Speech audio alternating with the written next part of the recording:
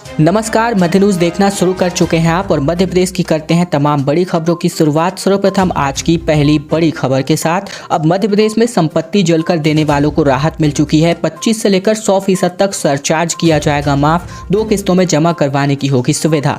मध्य प्रदेश के संपत्ति और जलकर देने वालों को नगरीय निकाय विकास विभाग और आवास विभाग ने राहत दे दी है।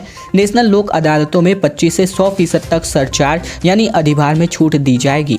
2 किस्तों में ये राशि जमा करवाने वालों को भी सुविधा मिलेगी। नेशनल लोक अदालत जो है लगने वाली है और वहीं 13 मई, 9 सितंबर और 9 दिसंबर को भी लगने वाले अदालतों में यही छूट दी जाएगी जो सिर्फ एक बार को मिलने वाली है। मंत्री भूपेंद्र सिंह के निर्देश के बाद गृह विभाग ने यह आदेश जारी कर दिया है। सभी निगम कमिश्नर, नगर पालिका और नगर परिषद के सीएमओ को निर्देश दिए गए हैं कि वे नियमानुसार उपभोक्ताओं का छूट फायदा दें। किसानों को फसल खराब होने का डर सता रहा है। 7 दिन में 9 डिग्री तक बढ़ गया है पारा। धूप से गेहूं की फसल को हो रहा है नुकसान, चना और सरसों को होगा फायदा। फरवरी शुरू होते ही दिन के साथ रात का पारा लगातार बढ़ रहा है, जिससे सर्दी का असर अब कम होने लगा है और लोग ठंड से राहत महसूस कर रहे हैं। लेकिन दिन के समय निकल रही तेज धूप ने किसानों की चिंता बढ़ा दी है। वजह है कि मौसम में आने वाली गर्मी की वजह से गेहूं के फसल को नुकसान पहुंच सकता है। वहीं सरसों, चना और मटर की फसल के लिए मौसम अनुकूल बताया जा रहा है। बता दें कि अब सर्दी विदाई की ओर है। पिछले 8 दिनों से लगातार निकल रही तेज धूप और कोई सिस्टम सक्रिय न होने के कारण दिन और रात का पारा ऊपर की ओर बढ़ रहा है। रविवार को भीम आर्मी का शक्ति प्रदर्शन हुआ। चंद्रशेखर रावण आएंगे भोपाल। 20,000 लोगों के लिए भेल दशहरा मैदान पर मिल चुकी है परमिशन। चुनावी साल में कर्मचारियों के आंदोलनों, धरने, प्रदर्शनों के साथ ही अब जातिगत और सामाजिक आंदोलन भी तेज होने लगे हैं। बीते दिन राजधानी में भीम आर्मी का शक्ति प्रदर्शन होगा और ऐसे में रविवार को राजधानी में भीम आर्मी का शक्ति प्रदर्शन आयोजित होने वाला है, जिसको लेकर भोपाल के भेल दशहरा मैदान पर आजाद समाज पार्टी के राष्ट्रीय अध्यक्ष चंद्रशेखर रावण के आह्वान पर प्रदेश भर से दलित और आदिवासियों को भी बुला चुका गया है। इसके साथ ही ओबीसी वर्ग के लोगों को भी इस कार्यक्रम में बुलाया गया है। प्रशासन ने इस कार्यक्रम के लिए आजाद समाज पार्टी को 20,000 लोगों के सम्मेलन की परमिशन दे दी है। अशोकनगर में शुरू की जा चुकी है चलित लाइब्रेरी। 600 किताबों की लाइब्रेरी को राज्य मंत्री ने दिखाई हरी झंडी। जीपीएस से होने वाली है ट्रैक। स्कूली छात्र छात्राओं का किताबों की ओर रुझान बढ़ाने के लिए नई पहल की गई है। अब बच्चे अधिक अच्छे किताब पढ़ें, इसके लिए जिले में चलित लाइब्रेरी की सुविधा दी गई है। फिलहाल ये सुविधा अशोकनगर जिले में दी जा रही है और इस लाइब्रेरी में 600 से अधिक किताबें रखी गई हैं। बीते दिन राज्य मंत्री बृजेश सिंह यादव, विधायक जलपाल सिंह जज्जी, कलेक्टर एवं जनप्रतिनिधि व साथ ही साथ प्रशासनिक अधिकारियों की मौजूदगी में चलित पुस्तकालय को हरी झंडी दिखाकर रवाना किया गया। ये पहल जिला पंचायत सीईओ नेहा जैन के द्वारा की गई है। इसके लिए किताबें जनभागीदारी से एकत्रित की गई हैं। अमृत की 2 डोज भी कम होने वाली है। पहले चरण में 350 करोड़ खर्च किए थे और अब 1,000 करोड़ रुपए की 1300 किलोमीटर की सीवर लाइन बिछने वाली है, जिसमें 60% शहर पूरा कवर होने वाला है। प्रोजेक्ट अमृत 2.0 में शहर में सीवरेज नेटवर्क बिछाने के काम पर 1,000 करोड़ रुपए खर्च होने वाले हैं। इस राशि से पूरे शहर में 1300 किलोमीटर की सीवर लाइन बिछाई जाएगी। शहर के बाहरी इलाकों में 9 STP यानी कि सीवरेज ट्रीटमेंट प्लांट बनने वाले हैं। इतना सब करने के बाद भी शहर में केवल 60% इलाके में ही सीवरेज नेटवर्क बिछ पाया है। पूरे शहर में सीवरेज नेटवर्क के लिए 3,000 करोड़ रुपए की जरूरत है। भोपाल में इस प्रकार का इंफ्रास्ट्रक्चर डेवलप किया जा रहा है। साथ ही अमृत 1 में शहर में लगभग 350 करोड़ रुपए खर्च करके 350 किलोमीटर सीवरेज नेटवर्क बिछाया गया था। सीएम के कार्यकाल से लौटे 25 लोग फूड पॉइजनिंग के शिकार हो गए। ऐसे में सागर में संत रविदास महाकुंभ में गए थे ये लोग। उल्टी दस्त के बाद अब अस्पतालों में भर्ती हैं। सागर के कजलीवन मैदान में आयोजित संत रविदास महाकुंभ में शामिल होकर रहली के खैराना लौट रहे 25 लोगों को फूड पॉइजनिंग का शिकार हो गए। उल्टी दस्त और पेट दर्द की शिकायत होने पर इन्हें रहली स्वास्थ्य केंद्र में भर्ती कराया गया, जहाँ सभी का इलाज हो रहा है। जानकारी के मुताबिक सागर में संत रविदास महाकुंभ का आयोजन किया गया था, जिसमें मुख्यमंत्री शिवराज सिंह चौहान भी शामिल हुए थे। कार्यक्रम में शामिल होने के लिए जिले भर से लोग आए थे।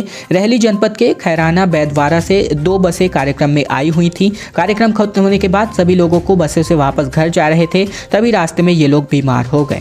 तो खबरों में आगे बढ़े उसके पहले अगर आप मध्य प्रदेश के हैं, मध्य प्रदेश की तमाम बड़ी खबरें ठीक इसी प्रकार रोजाना देखना चाहते हैं तो नीचे लाल कलर का सब्सक्राइब बटन दिया है, जिसे दबाकर चैनल को आपको सब्सक्राइब करना है ताकि प्रतिदिन की महत्वपूर्ण खबरें रोजाना हम आप तक पहुंचा सकें।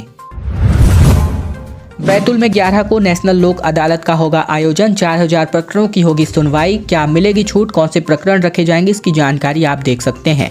आगामी जिन जो है नेशनल लोक अदालत के तहत 4 तहसीलों में 4000 प्रकरणों की सुनवाई की जाएगी। इसके लिए 27 खंडपीठों का गठन किया गया है। इस लोक अदालत में शामिल होने वाले वादियों को छूट भी मिलने वाली है। जिला न्यायालय बैतूल के समस्त घरेलू, समस्त कृषि, इसके अलावा जो भी यहाँ पर अश्वशक्ति भार तक के औद्योगिक उपभोक्ता हैं, इनको प्री लिटिगेशन स्तर पर कंपनी द्वारा दायित्व राशि पर 30% और लिटिगेशन स्तर पर दायित्व राशि पर 20% तक की छूट एकमुश्त से जमा कराई जाएगी। इंदौर से खबर, जहां पर इंदौर में भाजपा ने नियुक्त किए हैं 3204 सोशल मीडिया वॉरियर्स। चुनाव से पहले 1 लाख स्थानीय लोगों को जोड़ना का है लक्ष्य। मध्य प्रदेश विधानसभा चुनाव नजदीक आते ही भाजपा ने प्रचार के लिए आक्रामक रुख तैयार किया है। ऐसे में इस बार इंदौर जिले में 1602 बूथ बनाए गए हैं, जिनके लिए 3204 सोशल मीडिया एक्सपर्ट्स की नियुक्ति की गई है। बाकायदा इनकी ट्रेनिंग चल रही है और इनके माध्यम से चुनाव के पहले ही 1 लाख लोगों को सीधे भाजपा के सोशल मीडिया प्लेटफॉर्म से जोड़ लिया गया है। इसके अलावा भाजपा नगर अध्यक्ष गौरव रद्दीवे के मुताबिक पार्टी अपनी सोशल मीडिया और आईटी टीम की सशक्त करने के उद्देश्य से मंडलों पर प्रशिक्षण वर्ग को आयोजित कर रही है। भोपाल की 103 अवैध कॉलोनियों में अब बिल्डिंग परमिशन मिलने वाली है। 25 साल पुरानी कॉलोनियों में नए रेट पर अनुमति मिलेगी। निगम ही यहां पर टेंडर जारी करेगा। राजधानी भोपाल की 103 अवैध कॉलोनियों में बिल्डिंग परमिशन के रास्ते खुल चुके हैं। 25 साल तक पुरानी इन कॉलोनियों के नए रेट पर अब अनुमति दी जा सकती है। इसके लिए नगर निगम ने नवीन दर की निर्धारित कर दी है।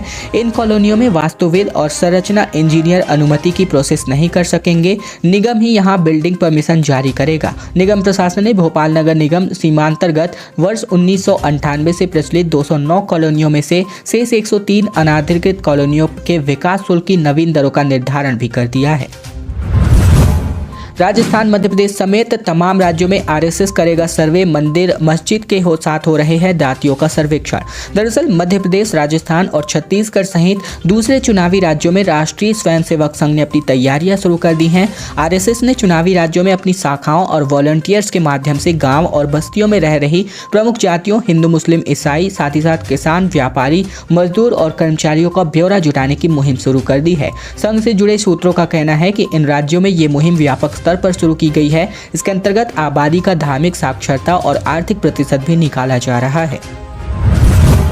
बेंगलुरु से फ्लाइट की सुविधा शुरू होगी। सुबह फ्लाइट जाकर नाइट फ्लाइट से भोपाल आ सकते हैं। 140 सीटर एयरक्राफ्ट चलाए जाने की संभावना जताई जा रही है। इंडिगो की भोपाल और बेंगलुरु के बीच नाइट फ्लाइट एक बार फिर से शुरू हो रही है।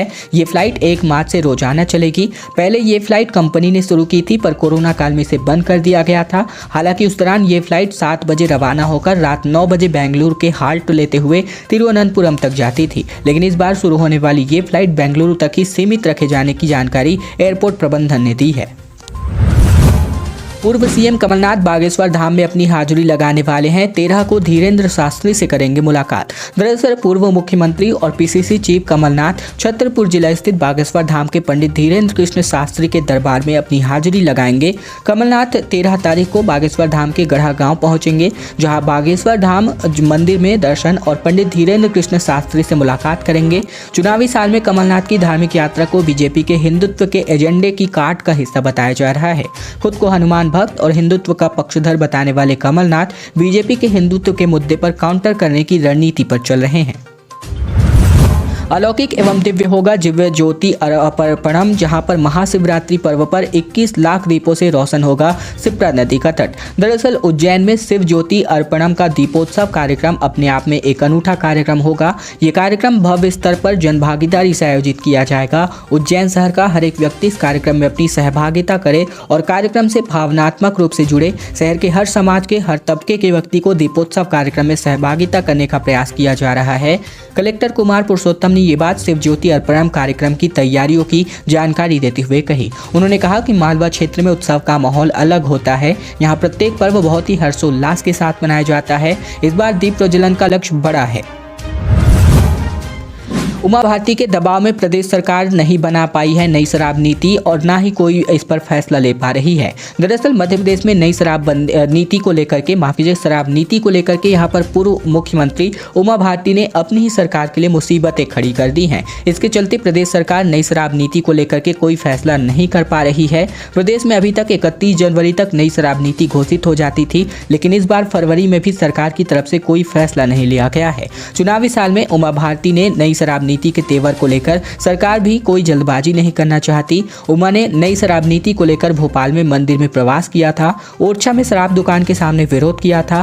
पूर्व सीएम ने सरकार को चेतावनी भी दी है कि नई शराब नीति उनके अनुरूप नहीं आई तो परिणाम ठीक नहीं होगा। खैर दोस्तों, अब आज की खबरों का सिलसिला बस ही तक का था। अगर आपको यह वीडियो पसंद आए तो वीडियो को लाइक करना मत भूलेगा। चैनल पर नए हैं तो चैनल को सब्सक्राइब करना मत भूलेगा, ताकि प्रतिदिन की महत्वपूर्ण खबरें मध्य प्रदेश समाचार बिना किसी रुकावट रोजाना हम आप तक पहुंचा सकें।